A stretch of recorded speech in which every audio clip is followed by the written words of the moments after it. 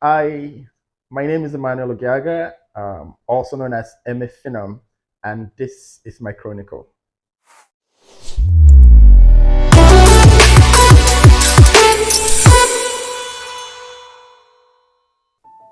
Okay, I was born into a family of four children. I'm the third in a family of four children. I have an elder brother who's a pastor. I have an elder sister, and I have a younger brother.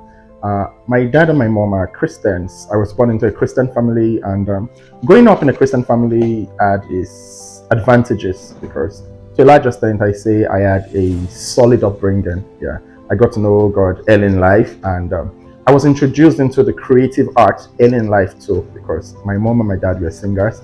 My older brother could sing, my sister could sing, my younger brother could sing. My younger brother could sing, and so while we were young, we already began to be a family that comes together to sing. Yeah, you could call us family singers. Yeah, so I think my first creative art was music. Yeah, I found music very early in life, and back then I was in children choir. But growing up, I began to delve into writing because my older brother also was a writer. I think my older brother influenced many aspects of my life while growing up because he liked to read a lot, novels, James Sadler Chase, Nick Carter, and the rest. And I think that was when I picked up interest in reading. And from reading, I also began to try to create my own stories. So I started creating my own stories from when I was very young, actually.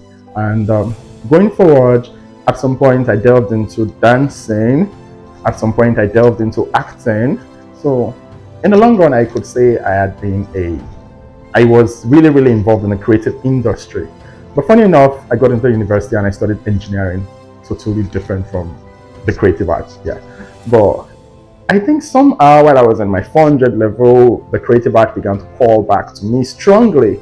And it was at 400 level, I eventually embraced the creative art in full. And then I think when I was my final year, I had some friends. We used to sing together back in school. And we came together to say, okay, let's create an organization for young people. It was basically going to be based on music, dancing, and acting. And that was how Planet Phenom was created. Yeah, so my name, M Phenom, was actually gotten from the organization Planet Phenom. We had young people, we came together, and that was how the whole story of the creative arts began for me. Yes. Okay, how will I define myself? Okay, first of all, I think most people, the first thing they say about me is that I'm a very humble person, and I really don't know why they say so, but they always say that. So I think over time I've come to always hear that I'm a very humble person. But I think I'm just this kind of person that wants everybody to be happy. I have a very calm outlook on life. I don't like violence. I really like everybody to be happy. If it were possible, I'll make the whole world happy, but of course that's not possible. Yeah. But I think I really, really, I really like to see good things happen. Yeah, I am this kind of person that is very happy when good things happen to people around me. I like positive energies. I can't be in a place where the energy is negative. Yeah, I like to put a smile on people's face. I like to talk to people. I could see someone not feeling well, and I go to talk to the person because I want to see a smile on that face. I am very passionate about the creative arts. Yes, if there's anything about me that people know at first sight is that I'm very positive. I'm very passionate. I'm very passionate about the creative arts. Yes, like music, dance, drama. It's something I really love to do. And I think going forward, that was why I eventually found myself in this space. I am a writer and a professional screenwriter. Yes, and a producer right now. So all of this things about me because I want to change the narrative in my world. I want to be able to put out stories out there that would put joy in the faces of people. I think that was why I delved into writing because with writing I'm able to make an impact in my world and in my own small way. Yeah. Okay, motivation. I think I'm motivated by a strong desire to make an impact in my world. I do not just want to be that person that comes and just goes, then put it that way. I I want I want people to remember me when I'm gone. I want people to remember me for something. And I think making an impact in my world is one way to do that. That's why aside focusing on my aside focusing on my art and my craft, I have found a way to also mentor people to focus on their art and craft. So that years from now, even while I'm gone, even when my work still exists, we'll have people that will continue with this work. We have people that will continue putting smile on people's faces. We have people that will continue churning out creative works out there. So it's going to be like, even when I'm gone, my legacy lives on. Yeah.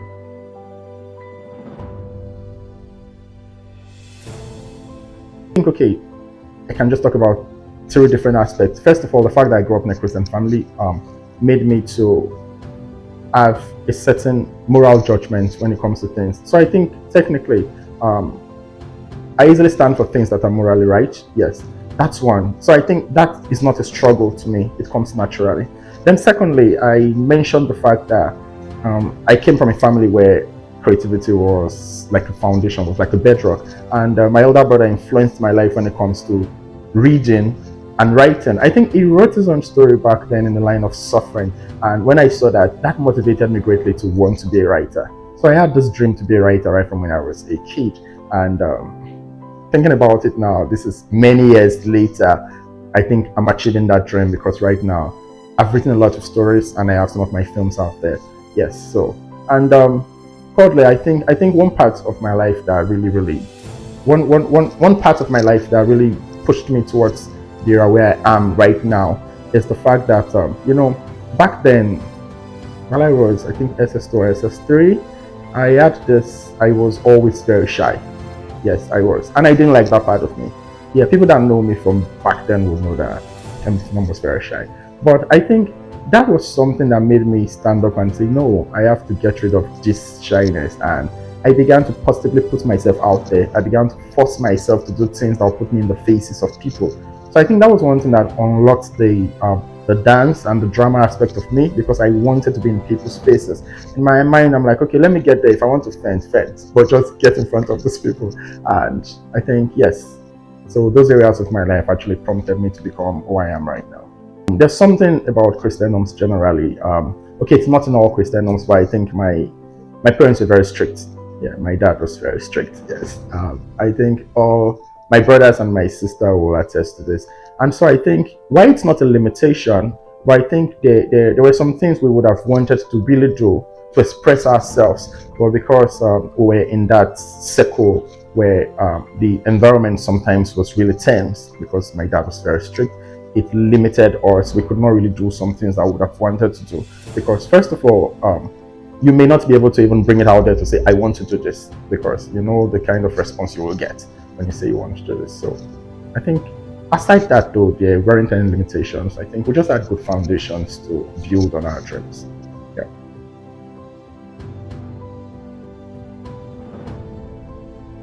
Yes, the very first event we had as Planet Phenom, yes, I think that was way back in 2011 or 2012. 2012, yes, Galactic Balance. That was the very first event we came together as Planet Phenom to work on. Now, Planet Phenom was made up of young people and a few of my friends. Now, the first thing was getting the funds. Now, it's one thing for you to be creative, it's another thing for you to have the funds to pursue your dreams. And that can be very frustrating as a creative person because you have these creative ideas, but you don't have the funds to pursue your dreams. So we wanted to have an event, music, dance, and drama, and it cost money to do this. Now, that was really challenging because we were pushing hard, we were trying to get the funds, but the funds were not coming. It was seeming like the more we tried, the more the funds found a way to run away. Yes, but at the end of the day, we told ourselves, okay, I remember I had a friend then, Marcus. Marcus would always tell me, just do it. And most of them were like, Marcus, how do you just do it when there's no fund? I'm like, just do it, move. And Marcus was a very great source of inspiration to me. And eventually, I think I just told myself that we're going to do this come what may. So we went ahead and we did Galactic Balance. Now, even though we did not achieve the kind of event we planned to achieve because of limitation of funds, but we did it. And I think the simple fact that we're able to do it gave us a certain motivation and told us that if we put our mind to do anything, we can do it. Yeah. Okay, taking out anything from my past. Okay, don't get me wrong, I don't regret anything from my past, but I think if there was anything I would do differently right now, of which, like I said, I don't regret this, but if I could do anything differently, I think I may not study engineering. Even if engineering was like the foundation for most of the things I got to do afterwards, I think if I had majored in a more related course, like if I had majored on the arts, um, it would have given me some levels, or it would have unlocked some doors to me that I actually had to struggle so much to unlock while I began to pursue my career in entertainment and in the creative arts. Yeah, basically. What's the message to those people who are aspiring to the same field like you? The message to this generation? Okay, for people aspiring to be in the same field, I mean, in the creative field, in movie making, filmmaking, entertainment generally, because I'm in the entertainment field generally. Okay, I'll tell you, it's not an easy ride, but then I believe if you put your mind to do something, you can do it. I think one of my mantras is the Tower of Babel. I think after one of my pastors preached that message, I think it was Pastor Meke then while I was in the university. And I think that message has stuck with me till now, because it was like when the children of Israel gathered together to build the Tower of Babel, when God looked down on them, God said, because these people are one, there's nothing they put their minds to do that they will not achieve.